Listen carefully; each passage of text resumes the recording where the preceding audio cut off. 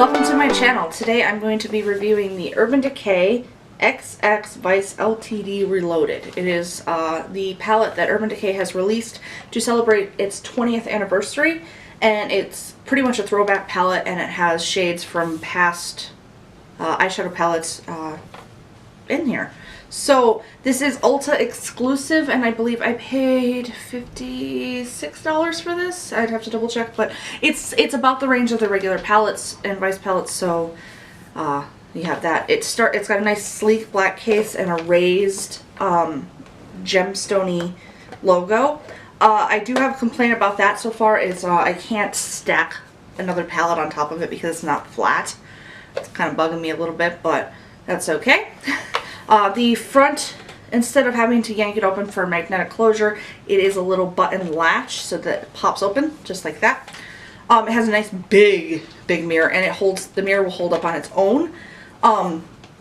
It comes with a brush, it's the same Vice brush you get in every other Vice palette. Not necessarily great, but not terrible. I'll probably just chuck it in and grab it for quick blending whenever I need it. Ooh, excuse me. As I go through the shades in each of them, I'll have swatches up to the side, some over here, maybe over here. I haven't figured it out, but it'll be up to the side, and I'll go through row by row each shade I'm talking about. So, start off with this color. I do have one complaint, is that right around the hinge of my palette, it cracked. I noticed that because I looked down and there was a piece of plastic on my desk, and I was like, did my palette already break? So it did. It's not the end of the world, but it does bug me a little bit. But we have it. The other thing that bugs me is these colors, while they are all absolutely gorgeous, they make no sense. You can't just look at this and go, okay, this whole row will make one good eye. This whole quad will make a good eye. You kind of have to bounce around. You could probably pull it off if you did it by column, which is kind of how I swatched them. Like, you could probably get away with look using these. You can get away with look using these.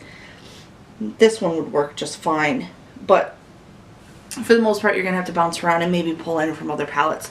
The makeup on my eyes is using this palette completely, including transition and base shades and highlights, so was able to pull off a look, but you had to kind of sit there and step back and go, ooh, what are we going to do here? So, we're going to get through this and go through each shade one by one. The first one, I'm going to start over here. And we have the shade Suspend, which is a taupey brown shade. It's a matte satin. Works good in the crease for deepening the crease up.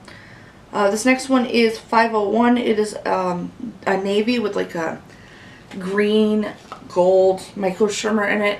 When you swatch it, the shimmers don't really show up, so you have to put it over a base to get it to really show up. Then we have this coppery bronzy color called Smog. This is in, I believe, Naked 2, but it's been in a few palettes actually. So there's that. It's kind of a satiny, sheeny finish. Then we have Moonflower, which is kind of like the peachy color that leans towards like nude. Another satiny finish one, so really like that.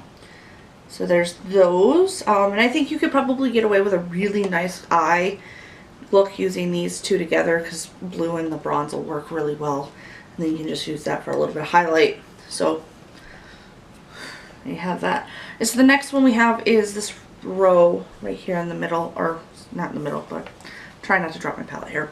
So we have Oil Slick, which is black with micro shimmer in it. That's another one where the shimmers aren't really showing up until you put them over a base, but it would look really good in a smoky eye. Then we have Shallow, which it's a gray that kind of leans a little lilac-y. It is a satin finish, really pretty. I used it to kind of diffuse some of the blues in my eye. You have Misdemeanor, which is this green blue shifty duochrome. You do need to put it over a base in order to get it to really work for you. The swatches, if you can see, it doesn't really work out that great, so you really have to layer it on and you have to put it over a base. This shade right here, this is a, I love the shade, I love the term blurple. I picked it up from the nail polish community, but it's a blue purple.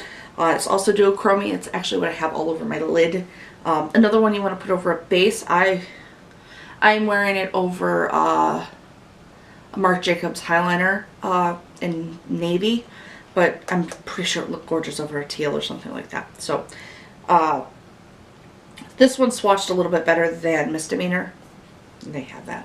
Alright, so the next one we have, and you could really get away with a look like this. Obviously I did, because I'm doing these two and I use this to diffuse it out. Didn't use Oil Slick, but there you go. Third row, we have Roadster, which is essentially a matte stark white, maybe a little off-white, but I used it as a highlight around my brow. Then you have Laced, which is just kind of a like middle of the pack nude. It's matte, so I use that for my transition shade today. Then you have Freak Show, which is a nice deep plum.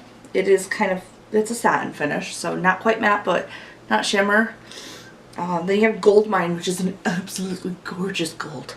Like, I swatched it and I was like, oh my god. So, totally beautiful. You could easily get an eye look out of Gold Mine and Freak Show together, like a halo eye. That'd be gorgeous. So then we have and Gold Mine is a metallic finish, by the way. I'm pretty sure foiled it would look even better. So take that as what it is. So we got this nice fourth row, which has the shade that I was really excited for, which is Gash, which is this deep maroon color. Then you have a light pink called Hot Pants. Gash is matte satin matte. Same with Hot Pants. Asphyxia, I use this right in the middle of my lid. It's kind of got a duochrome shift to it, but it also has like a satin finish, so it's really cool. This could work as an inner corner highlight for some people if they were really into like a colored one. Then you have the shade Twice Baked, which is a brown with coppery shimmer in it, so that will look really good in the crease. And then this last row we have Midnight Cowboy, which is I'm using as my inner corner today. It's a polyester nude slash, it's like a light nude that's shimmery and absolutely gorgeous. Then you have this deep like forest green shade called Mildew, and Mildew was in the Ammo palette, which I have, and absolutely loved it then, so love that I have it again here. I still have my Ammo palette, but this one's good. Then you have this light acid green called Acid Rain, and then you have kind of a light nude shade that's matte and anonymous. Mildew and Acid Rain are kind of shimmery, satiny, kind of like in the betweeny of that. So there's that. My thoughts on this: you can get a whole eye look out of this, but if you're deeper toned, you will need to pull in obviously a different palette for your base and maybe your transitions. Since I'm lighter, I can get away with using Anonymous all over the lid and then Laced as a transition out. Suspend can also be worked as a transition color if you use it light-handed. These are quite pigmented with the exception of UVB and Misdemeanor. Those two, while they're pigmented, you're going to get the best payoff if you put it over another base, like an eyeshadow, like an eyeliner, or something like NYX Milk or Black Bean. You could put that over. Same with Asphyxia and Freak Show. You'll probably get excuse me, an absolutely gorgeous look out of them. When it comes to actual looking at the palette and going, okay, I can do this, you are going to have to think a little bit outside the box and maybe rely on some color theory. Like I said, a few of them could work in columns, a few of them not so much. I think for the most part you can wing it. Looking at it in pairs though is probably your best bet, so you can sit there and you can go through the middle of the packing and go, okay, 501 Smog will look good, Shallow and Misdemeanor will look good, or Misdemeanor and UVB will look good, Freak Show and Gold Mine will look good, Hot Pants and Asphyxia, Mildew, Acid Rain, Mildew, Midnight Cowboy. You know, you're going to have to do it kind of in pairs like that and just wing it that way. That's a good way of looking at it.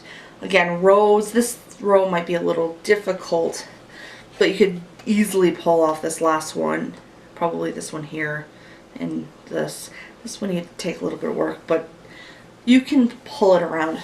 Now, if you're looking for this as in like a travel and everyday palette, it's not really that. If you're looking to incorporate some brighter pops of color, maybe mixed in some jewel tones, this will be good.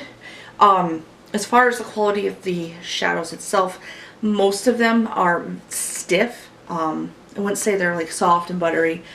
A few kick up powder.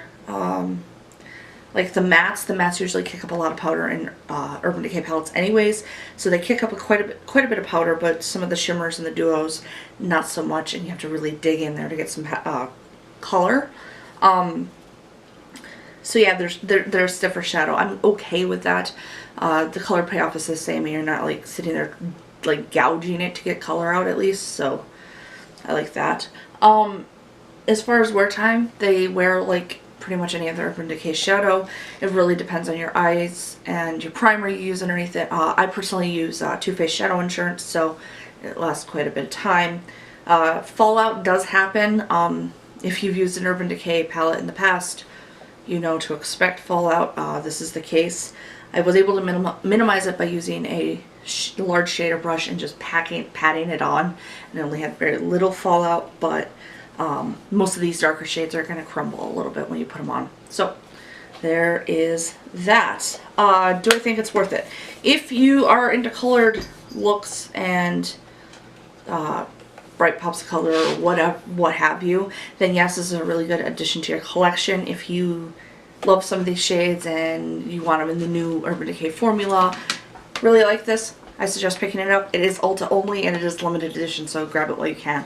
If you like this content and you want to see more like this, hit the thumbs up or subscribe, or you can follow me on social media on Facebook, Twitter, Instagram at Fueled by Makeup, or you can check out my blog where the full swatches and review will be as well at fueledbymakeup.com. Thank you for watching.